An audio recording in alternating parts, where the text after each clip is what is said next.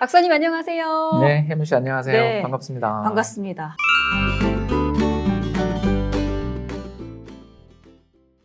박사님 제가 소문을 듣고 왔어요. 아시죠? 박사님이 아주 그렇게 경제의 전문가시라고, 그리고 심지어 부자시라고. 맞습니까? 소문이 확실한가요? 부자는 맞습니다. 오! 아들이 둘입니다. 부자지간은 많으시고. 돈은 많으세요? 뭐 그냥 이제 회사 그만두고 네. 이렇게 동영상 이렇게 편하게 촬영하러 다닐 수 있을 정도는 되니까 그래도 조금 여유는 생겼다고 볼 수 있겠네요. 투자는 오래 하셨죠? 투자는 오래 했죠. 뭐 외환위기 전부터 했으니까요. 거의 뭐 24년, 25년 이상 투자해왔죠. 네. 우리나라 투자 역사를 다 알고 계시겠네요. 그러나 뭐 실제로 돈 번 건 초년에 돈 번 건 거의 없고 정말 그 나이 40 넘어서부터 조금 투자에 탄력이 붙었지 초년에 20대, 30대는 그렇게 애널리스트 생활하고 이코노미스트 생활했으면서도 투자에서는 영 재미를 못 봤던 시기가 참 길었던 것 같아요. 그래도 어쨌든 간 제가 이제 나무만 많이 봤다면 숲을 보는 안목이 좀 필요하다라고 느꼈거든요. 맞습니다. 네, 그래서 박사님에게 그 숲을 보는, 경제를 보는 그 안목을 배우려고 이렇게 초대를 했어요. 아유, 반갑습니다. 네, 게다가 박사님이 또 아주 유명 유튜버셔가지고 네. 예, 뭐 여기 아마 이렇게 밑으로 지나가고 있을 거라고 생각해요. 네, 우리 박사님 그 유명 유튜버시니까 제가 거기에서도 영상을 많이 봤는데 이제 감사합니다. 직접 모시고서 우리나라 이 거시 경제에 대해서 특히나 2020년 경제에 대해서 좀 자세하게 파헤쳐 보려고 해요. 네, 좋습니다. 네. 2020년 경제하면은 빼놓을 수 없는 게 바로 동학개미 운동이잖아요. 대단한 것 같아요. 네, 단어 참 재밌어가지고. 저는 참고로 서학개미입니다. 뭐가 다르죠? 예, 서양에 있는 주식을 투자하는 서학개미고요. 아니, 우리나라 거 하셨어야죠. 예, 제가 3월달, 4월달까지만 해도 네. 동학개미의 이 주력군 중에 하나였습니다. 네네. 예, 의병으로 따지면 곽재우군대에 같이 있었다고 볼 수가 있겠고요. 근데 어떻게 되신 거예요? 예, 그러니까 이제 제 투자 철학에 대해서 잠깐 설명을 드리자면 저는 이제 국민연금이나 이런 여러 기관에서 운용을 하다 보니까 한국 주식도 좋지만 해외 주식도 굉장히 좋은 기업들이 많다라는 걸 많이 중요하긴 느껴가죠. 하죠. 예, 그래서 원래는 해외 주식, 특히 달러 자산에 많이 돈을 운용하고 있다가 지난 이제 2월달, 3월달 환율은 급등하고 특히 한국 주가가 추풍 낙엽이었잖아요. 그쵸. 예, 그래서 이제 그때 동학개미로 제가 변신을 해서 보여오던 달러를 이제 다 팔아치우고 전부 이제 환전을 해서 예, 애국 베팅을 했습니다. 일단 그건 잘하신 것 같은데? 예, 근데 너무 빨리 샀죠. 삼성전자가 4만 전자 되고 3만 전자 되는 걸 보고서 너무 매력을 느껴서 예, 떨어지는 칼날을 내가 잡아주겠어 그러다가 피를 흘렸죠. 아니 근데 그때 들어가신 건 잘하신 거 아니에요? 예, 근데 그래도? 또 너무 빨리 팔았죠. 왜 이렇게 타이밍 못 잡으세요?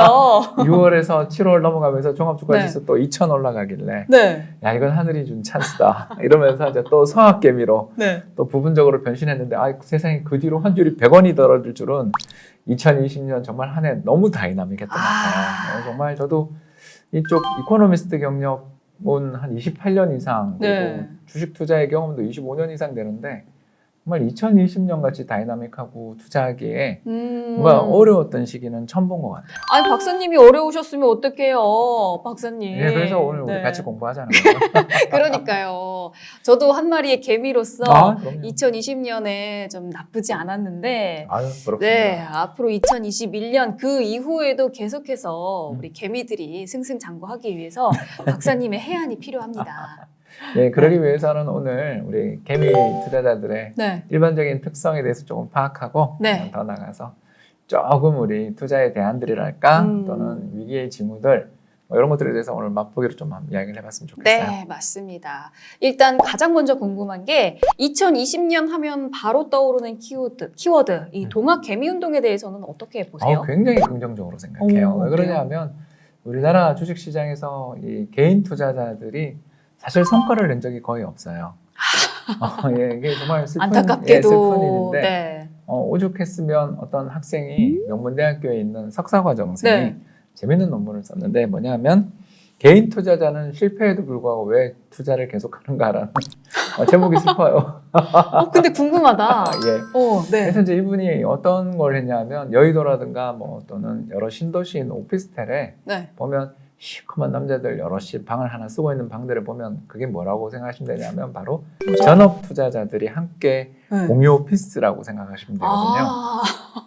이해되시죠? 그래서 아침에 같이 좀 8시 이전에 출근해가지고 네. 전날 미국 시장이 어땠다 또는 전날 우리 음. 투자의 성과는 어땠다라는 걸 공유하고 네. 또 자기가 투자하는 데 있어서 이런 종목들이 관심 있어요 이러면서 서로 정보도 공유하고 또 매매도 같이 하고 또는 밥도 같이 외로우니까 밥도 같이 먹으러 다니고 네. 또 사무실 그 비싼 비품이나 이런 것들을 공유하는 모임이 있는데 네. 이런 오피스들을 이 학생이 찾아다닌 거예요. 네.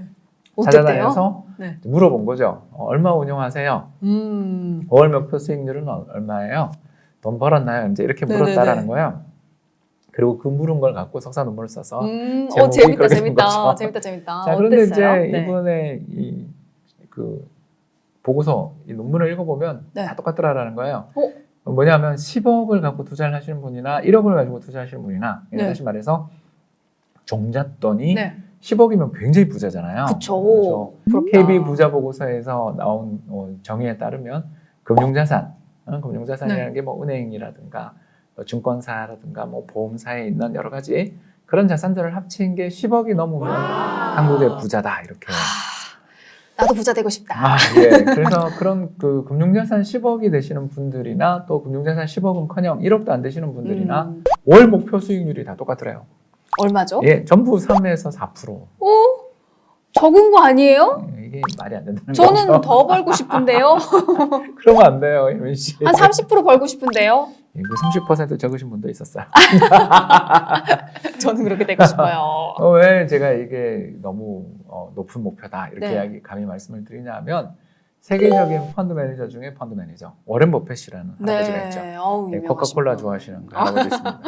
이 코카콜라 좋아하시는 이 할아버지께서 1960년대부터 시작해서 지금까지 60년 동안 자기 개인 회사를 가지고서 운영을 하는 그게 상장돼 있어서 성과가 드러나는데 연평균 수익률이 얼마냐면 16%였어요. 여러분 이해되세요? 연평균 16% 수익을 60년 내니까 세계 최고의 부자가 됐어요.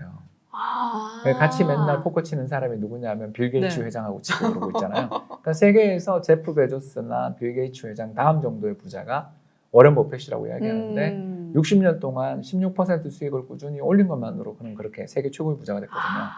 엄청난 거구나. 예, 그러니까 그게. 거꾸로 이야기하면 우리가 한 해에 월 3%면 연간으로 40% 복리니까 네. 40% 이상의 수익을 목표로 한다라는 것은 그건 사실 말도 안 되는 말도 안 되는 말도 안 것뿐만 되는. 아니라 그렇게까지 어마어마하게 뛰어난 능력을 가지고 계셨다면 그의 과거 수익률도 높았어야 되는데 과거 수익률을 조사해 보면 알겠지만 벌은 분이 절반이 안 돼요.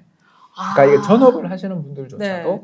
사실 대부분은 손실을 본 시장이었던 거죠. 물론 이건 좀 논문이 2019년에 나왔으니까 20년 상황을 캐치를 못한 잘못된 데이터야 이렇게 이야기할 수도 있어요. 그러나 과거 역사적으로 우리가 쭉 놓고 보면 2020년 한 해는 우리 햄씨 같은 동학개미들이 불길처럼 일어나서 시장에 성과를 거두고 또 외국인들의 수익률을 압도하는 멋진 모습을 보인 거는 인정하지만 그러니까요. 이런 주식시장의 역사, 자본시장의 역사들을 좀 알게 된다면 야 이게 수익률 목표라는 게 이게 우리가 좀 너무 과하구나. 또 더 나가서 워렌 버핏이라든가 예를 들어서입니다. 조지 소로스라든가 아니면 짐 로저스 같은 전설적인 부자 투자자들의 과거 성과 투자 수익률을 비교했을 때 나의 목표 수준이 적정한가? 뭐 이런 거 한 번이라도 생각해 보면 그러니까요. 이 멘탈 관리가 돼요. 왜냐하면 목표 수익률이 너무 높았다가 네. 손실이 좀 나잖아요. 그러면 술 먹고 다음 날 멘탈이 견디지 못해요. 네, 그리고 또 다음 날 아침에 예를 들어서 8시 회의한다고 자기들끼리 이제 모임이 있으면 해놓고 또 술 먹고 늦게 나오고 그러면 잘 되겠어요. 물론 하루 이틀이야 되겠죠. 그러나 그 꾸준하게 성과를 내고 또 앞으로 장기적으로 큰 부자가 되기 위해서 주출도를 높겠다는 생각을 가지고 투자를 하시는 분들이라면 일단 저는 제일 먼저 하고 싶은 이야기가 자신의 목표 수익률이 너무 과다하진 않은가. 두 번째, 자기는 과거에 그런 어마어마한 성과를 냈는가. 그리고 세 번째, 올해 2020년 예를 들어서 성과가 좋았다라면 그게 운인가 실력인가에 대한 자기 자신에 대한 판단들을 조금씩 해보면 더 좋지 않을까 싶었어요. 좀 현실적이고 적정한 그 목표 그걸 잡아야 되는 게 정말 중요한 것 같아요. 예, 그렇죠. 그래서 뭐 오늘은 첫 시간이니까 저 이야기를 함에 있어서 현실을 조금 이야기하는 게 좋을 것 같아서 그냥 이야기하는 정확하게 알아야 돼요. 맞아요. 정말 중요해요. 이제 이 분이 또 공부를 좀 더 해서 물어봤죠. 그러면 빚을 내서 투자하냐? 이렇게. 빚투 들어보셨죠? 근데 좀 빚은 약간 무서워요. 예, 근데 많이들 그렇게 하시나요? 예, 저는 없어요. 엄청나게 저는 없어요. 예, 엄청나게 합니다. 그래서 우리나라 전체 이제 시가총액이 예를 들어서 1,000조다. 이러면 이제 우리나라에서 빚을 내서 특히 코스닥 시장, 거래소 시장 이렇게 다 합쳐가지고 보면 신용융자라고 해가지고 증권사에서 돈 빌려서 주식 투자하시는 분들의 돈이 막 20조 넘어가고 30조 가까고 그런 일들이 그러니까 그런 일들이 벌어지고 또 이게 증권사에서 돈 빌린 것만 이 정도를 빌린 거고 사실은 뭐 또 저축은행이라든가 제2금융권 가셔서 또는 마통을 긁어서 안 돼. 예, 그런 식으로 주식을 이제 레버리지를 일으켜서 투자를 하게 되는데 이 레버리지를 지렛대 효과라고 저희들이 부르는데 아주 단순한 비유를 하나만 해볼게요. 제가 이제 1,000만 원 정도의 돈을 들고서 주식 투자를 시작했습니다. 뭐 개미의 전형이죠, 그죠? 그래서 아까 이야기했던 전업 투자자분들은 많은 분들은 10억까지도 갖고 계시는데 그런 성과를 갖고 있다는 이야기 내가 했고요. 자, 1,000만 원 가지고 투자를 했는데 내가 주식에 정말 매력적인 주식을 만났어요. 이건 정말 보는 순간 사랑을 느끼는 주식을 발견했어요. 어떻게 해야 되느냐? 1,000만 원을 다 샀는데 부족해. 그러면 이제 어떻게 하냐? 그 주식을 담보로 잡히고 저축은행이라든가 증권사라든가 또는 다른 금융기관에 가서 1,000만 원을 더 빌렸어요. 주식을 담보로 빌리는 거예요? 그렇죠. 주식 담보 대출이라고 합니다. 그럼 이제 2,000만 원이 됐잖아요. 그런데 이 사람의 목표대로 성과가 났어요. 예를 들어서 상한가 한 번을 쳤다. 그럼 30% 오르잖아요. 그러면 자 2,000만 원 투자했는데 30% 오르니까 얼마예요? 2,600만 원이 되죠. 근데 이 사람은 원래 원금이 얼마예요? 1,000만 원이에요. 자, 1,000만 원을 투입했는데 600만 원 벌었으니까 60%죠. 벌써 워렌 버핏이 부럽지 않죠? 워렌 버핏이 눈앞에 있는, 코앞에 있는. 예, 리빙 워렌 버핏, 리빙 레전드가 되는 거죠. 그렇게 어마어마한 성과를 거둘 수 있다는 건 너무나 좋은 일인데 이제 반대편으로 생각을 해보면 만약 그 사람이 자칫 잘못해서 또 뭐 세력의 농간에 의해서 뭐 수많은 이유로 인해서 맞아요. 알 수 없잖아요. 2,000만 원을 투자해놨는데 갑자기 하한가를 맞았다. 어떻게 되죠? 30%가 또 마이너스가 나잖아요. 그러면 600만 원이 날아간 거잖아요. 1,400만 원이 됐어요. 무슨 말이냐 하면 자기가 원금 1,000만 원에 1,000만 원을 더 빌려서 투자를 했는 게 2,000만 원인데 그게 1,400만 원 되는 순간 무슨 일이 벌어져요? 자기 원금 중에 60%가 날아간 꼴이죠. 1,000만 원 가지고 투자했어요.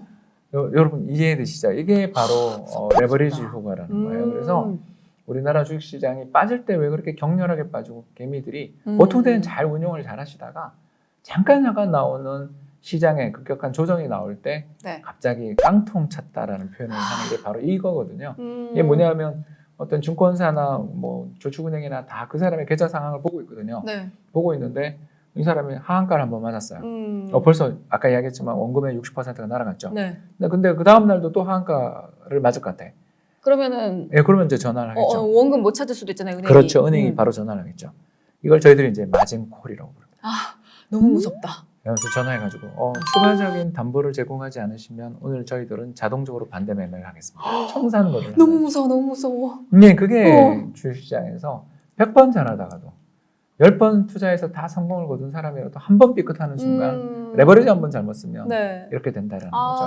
그래서 오늘 두 가지 이야기를 했었는데요. 첫 번째는 우리가 워렌 버핏도 60년간 연평균 16% 성과로 세계 최고 부자가 됐는데 우리의 목표는 너무 과한 거 아닌가.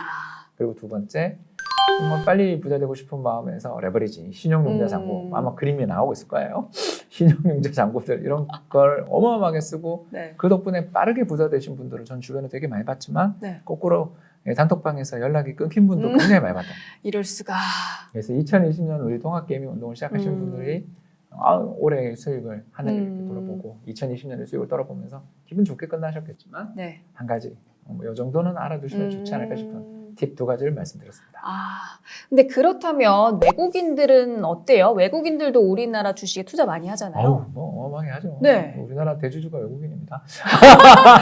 그러니까요. 이게 사실 개인 투자자보다 외국인들이 들어왔을 때 또 확 오르고 빠지면 또 확 내려가고 더 많이 영향을 끼치는 것 같거든요. 그러다 보니까 이제 외국인이 사기 시작하면 그 주식이 막 오르고 외국인이 팔기 시작하면 그 주식이 빠지는 일종의 그 신호효과까지 네. 있기 때문에 이런 정보의 어떤 차이 이런 것도 개미 투자자들의 어려움을 주게 되는 요인인데 네. 그리고 외국인들은 도대체 종목을 어떻게 고르는가 또 더 나아가서 외국인들은 어떨 때 우리나라에 들어와서 주식을 투자하는가 이런 것들에 대해서는 다음 시간에 한번 이야기를 해보면 좋을 것 같습니다. 그리고 그렇다면 외국인들은 수익률이 좋았어요? 개인 투자자들보다? 지난 20년 동안 2년 빼고 다 개인보다 수익률이 높았어요. 이럴 수가. 우리나라 돈 다 외국인들한테 가고 있었던 거예요? 바로 이제 언제냐면 2007년 지난번 고점. 네. 그 글로벌 금융위기 직전 해. 어땠어요 그때? 그때 개인이 네. 역사상 처음으로 외국인을 이겼고요. 오. 그리고 2020년 동학개미운동이 발생했던 그 역사적 현장에. 그러니까 20년 지금. 동안 통틀어서 개인 투자자의 성과가 외국인 이긴 적이 딱 2번밖에 없나요. 그럼 2번을 제외하고는 다 외국인이 더 성과가 좋았었던 거네요. 성과가 좋았던 것뿐만 아니라 개인 투자자들이 마이너스 손실을 거둘 때조차 외국인은 플러스가. 대체 뭐야? 코스피가 빠지는데도 외국인은 수익 내고 있고. 바로 이제 그런 부분들이 우리가 이 모임을 이렇게 오늘 혜민 씨랑 제가 네. 시장에 대해서 이런 이야기를 하는 이유가 이런 답답한 현실들을 어떻게든 좀 잘 타개해보자 그런 생각을 가지고서 이런 이야기를 하는 거 아니겠어요? 네. 그래서 아까 2개의 꿀팁 당신의 수익률을 오랜 부표과 비교 한번 해보라. 그리고 2번째 레버리지는 참 좋을 때 좋지만 시장이 조금이라도 당신의 마음과 같지 않을 때는 독이 돼서 돌아오는 경우가 있다. 그리고 3번째를 굳이 이야기하자면 네. 외국인들은 어떻게 해서 그렇게 시장에서 개인보다 대부분의 경우 큰 성과를 거두는가 이런 궁금증도 조금 안고 네. 다음 시간을 동영상을 보시면 더 좋지 않을까 생각됩니다. 네, 좋습니다. 오늘 중요한 포인트들 계속해서 강조를 해주셨는데 그 부분을 꼭 기억을 해서 앞으로 투자에도 참고를 해야 될 것 같아요. 오늘 좋은 정보 고맙습니다. 감사합니다.